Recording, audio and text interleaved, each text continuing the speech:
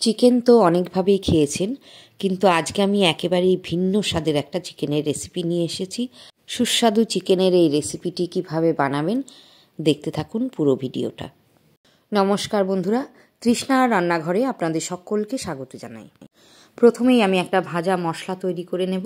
এর জন্য নিয়েছি 1 টেবিল চামচ ধনে, 1 টেবিল চামচ গোটা জিরে, 1 টেবিল চামচ সর্ষে, 1 টেবিল চামচ 5 ফোড়ন, আর নিয়েছি 6টা শুকনো লঙ্কা।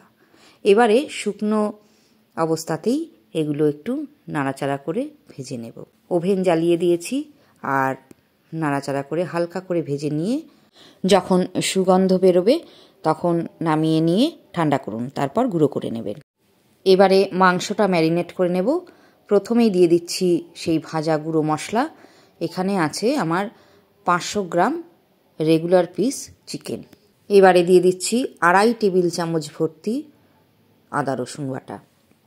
আদা রসুন বাটার পর দিচ্ছি 2 চামচ লাল লঙ্কা গুঁড়ো।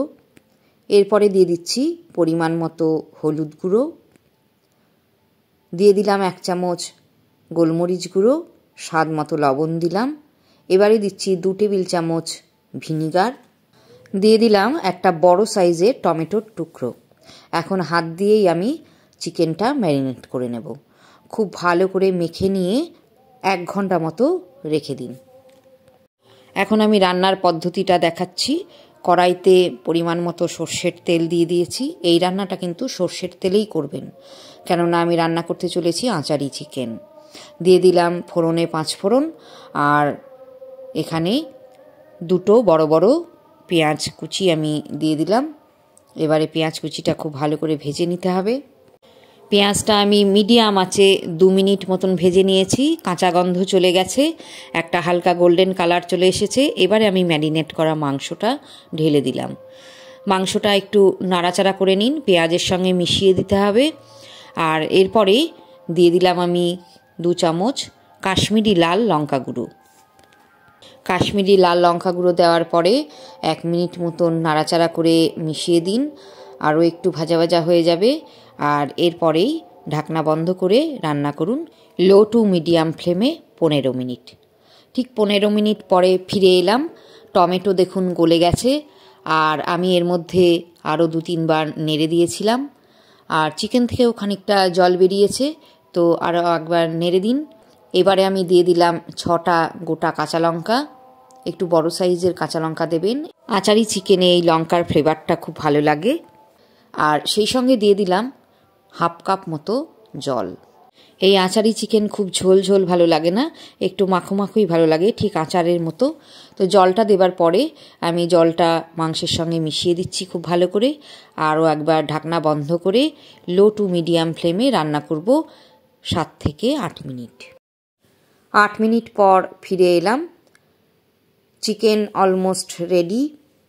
তো এবারে আমি একদম শেষে দিয়ে দেব রসুনের আচার। এই কাঁচা লঙ্কা রসুনের আচারটা দিলে আচারি চিকেনের সঠিক স্বাদটা পাবেন।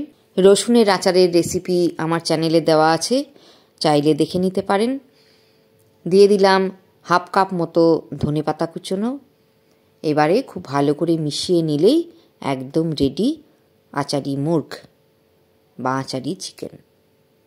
এটা নান, লাচ্ছা পরোটা, রুটি, তন্দুরি রুটি এগুলোর সঙ্গে অসম্ভব ভালো লাগে।